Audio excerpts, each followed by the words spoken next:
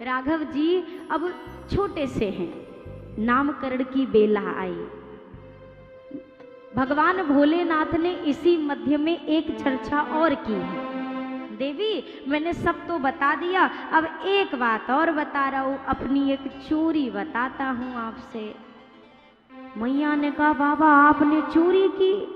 बाबा ने कहा पहले सुन तो लो पूरी बात। महादेव ने कहा और एक कहूं निज चोरी, सुनो गिरिजा अति दृढ़ मत तोरी। और एक कहूं निज चोरी, सुन गिरिजा अति दृढ़ मत तोरी। काग भुसुंडी संग हम दो, काग भुसुंडी संग हम दो। मनुज रूप जानई नहीं को, मनुज रूप जानई नहीं को। मनुज रूप जानई नहीं को। महादेव ने कहा जब प्रभु का प्राकट्य हुआ ना, तो मैं भी गया था प्रभु के दर्शन करने। मैया ने कहा वाह महादेव, अकेले ही अकेले दर्शन करने चले गए। अरे मुझे भी बताया होता, मैं भी साथ में चली होती, अकेले ही चले गए। बाबा ने कहा अरे अकेले थोड़ी ना गया था, तो कैसे गए थे? बोला मैं और काग भुसुंडी जी गए थे। मैया ने कहा बाबा आपको साथ ले जाने के लिए कौआ महाराज ही मिले थे, और कोई नहीं जा सकता था? अरे गए तो गए, मुझे क्यों नहीं बताया? बाबा के शब्दों की सावधानी देखिएगा। महादेव ये नहीं कह रहे कि काग भुसुंडी जी मेरे साथ गए। अगर ये कह दें तो काग भुसुंडी जी के साथ मैं गया था, बाबा ने ये कहा। अब आप कहेंगे दोनों एक ही तो बात है ना, एक ना है, दो बात है। अगर आप कहो मैं उनके साथ गया, मतलब प्लानिंग उनकी गए आप, और अगर आप कहो वो मेरे साथ गए, मतलब प्लानिंग आपकी साथ आए वो। बाबा ने कहा काग भुसुंडी संग हम, काग भुसुंडी जी के साथ मैं गया। मैया ने कहा तो बाबा मोए भी बता दिया होता, मैं भी चली होती। बाबा ने कहा देवी अगर ये मेरा बनाया कार्यक्रम होता तो ले चलता। अब आपका कोई मित्र गाड़ी लेके आए तो अब सब घर वालन को थोड़ी ना गाड़ी में बिठा लोगे, तुम चलो तुम चलो। बाबा ने कहा मेरा बनाया कार्यक्रम होता तो ले चलता, सो नहीं ले जा पाया। मैया ने कहा बाबा दर्शन हो गए थे? बाबा ने कहा इतनी आसानी से भगवान के दर्शन होते हैं क्या, बड़े पापड़ बेलने पड़े।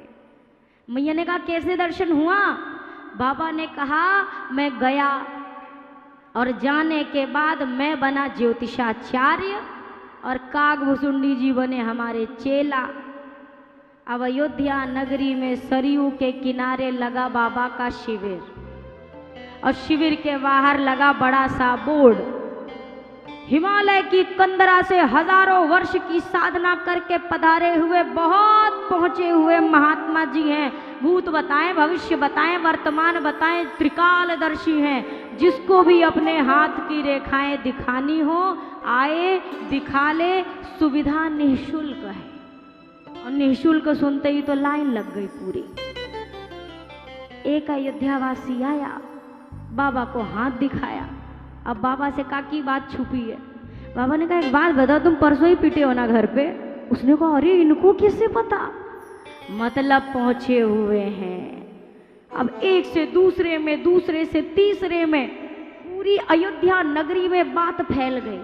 अब बाबा के शिविर के आगे वो लंबी लाइन लगी है, एक रेखा देख रहे हट रहे, एक रेखा।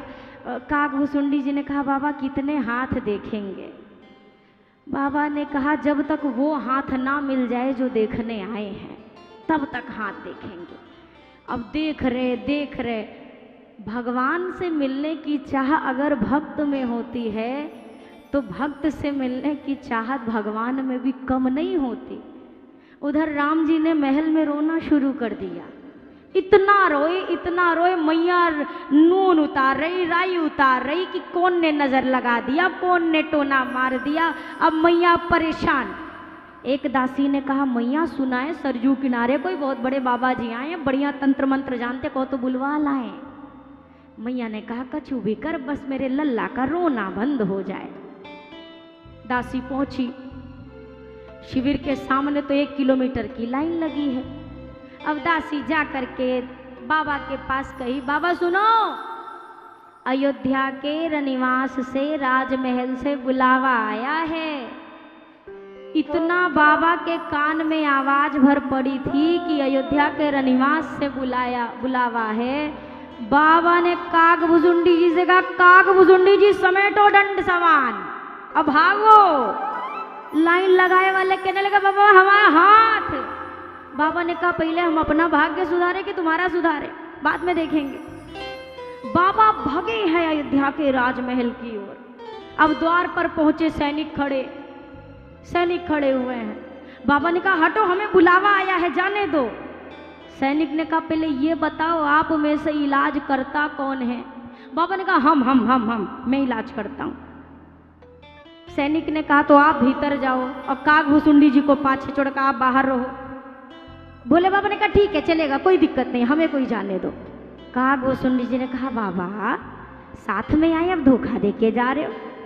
बाबा ने मन ही मन कहा, पहले भुसुंडी जी एक जन की तो एंट्री हो लेन दो, एक जाएगा तो दूसरे की व्यवस्था बन जाएगी, पहले मुझे तो जाने दो। अब बाबा अंदर पहुंचे। अच्छा, राघव जी तो देखते ही मुस्कुराने लगे। अब काग भुसुंडी जी से, महादेव से मैया ने कहा, बाबा जरा मेरे लल्ला का भाग्य देख के बता दो, क्या लिखा है। माताओं को बच्चों का भाग्य देखने में बड़ा आनंद आता है। क्या लिखा है जरा बताओ तो सही। बाबा ने कहा, मैया बात ये है ना कि मैं बूढ़ा हो गया हूँ, तेरे लल्ला के हाथ बड़े छोटे हैं और हाथ से छोटी वाकी हाथ की रेखाएं हैं। अब मैं बूढ़ा हो गया हूँ, सो महीन रेखाएं मुझे दिखाई नहीं दे रही। मैया ने कहा, लेकिन सब तो कह रहे थे आप ही भाग्य देखते हो। बाबा ने कहा, नहीं, रेखाएं हमारा वो चेला देखता है, रेखाओं का फल मैं बताता हूँ। अब भाई काग भुसुंडी जी की एंट्री बाबा ने कराई कि रेखा वो देखेगा, फल हम बताएंगे। अब काग भुसुंडी जी आए। अब ये दोनों के बैठने का क्रम जरा देखिए। बाबा बैठे हैं, इधर काग भुसुंडी जी बैठे हैं। बाबा ने राघव जी का हाथ पकड़ा है और एक हाथ से एक चरण पकड़ के शीश पे रखा है। हाथ में उनके हाथ और जो चरण है राम जी के वो सर पे रखा है बाबा ने, और दूसरी तरफ काग भुसुंडी जी एक हाथ में हाथ और दूसरी चरण सिर पे। मैया सोच रही जी दोनों कर रहे हैं। आधा घंटा हो गया, ना हिले ना डोले ना बोले। मैया ने कहा, ओ बाबा क्या हुआ, जरा भाग्य तो बताओ। बाबा बोले ही ना, बाबा अंतर्मुखी। राघव जी ने कहा, बाबा 1 घंटा ऐसे और रहे ना तो मैया ने तो घबरा ही जाना है कि बाबा सिद्धार्थ तो ना गए। राघव जी ने महादेव की जटा धीरे से खींची और कहा, बाबा बाहर आओ भाव से, याद करो कि यहाँ क्या करने आए हो, नहीं सारी पोल पट्टी अब भाई मैया के सामने खुलेगी। अब महादेव बहिर्मुखी हुए। मैया कहती, तो क्या देखा? बोला, बस मैया वही तो देख रहा था, बस देख लिया, अब बताता हूँ क्या देखा। मैया से बाबा ने कहा, बालापन जोलो तोलो खेले तब नयन आगे, और होते ही किशोर मुनि कौशिक ले जाएंगे। मैया जब तक तेरा लल्ला छोटा सा है, तेरे आगे खूब बढ़िया खेल कूद करेगा, और जैसे ही थोड़ा बड़ा होगा ना, कौशिक मुनि आएंगे और बाबा जी आएंगे, तेरे लल्ला को लेके चले जाएंगे। मैया ने दासी से कहा, दासी बाबा जी को दान दक्षिणा दे और विदा करो। इन्हें आता कच्छू नहीं है, हम जान गए, कुछ नहीं आता बाबा को। अरे मैं क्यों भला अपने लल्ला को किसी को देने लगी, मैं क्यों दूंगी। बाबा ने कहा, मैया शांत शांत ठहर तो जा, पूरी बात तो सुन ले।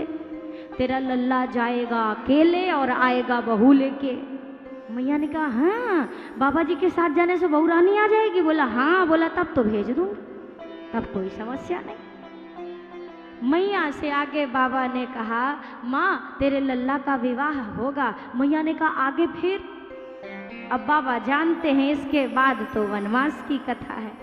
मैया से बाबा ने कहा आगे की बात हम फिर कभी बताएंगे। तेरे लल्ला के यहाँ भी रेखाएं बड़ी महीन महीन है मैया, अभी तो रेखाएं बदलेंगी। मैं फिर कभी आऊँगा और तेरे लल्ला का भाग्य देखकर बताऊँगा तुझे, पर आज नहीं। देवी ऐसे तो जा कर के दर्शन हुए थे मुझे महादेव के, मुझे राघव जी के। महादेव ने अपनी चोरी बताई।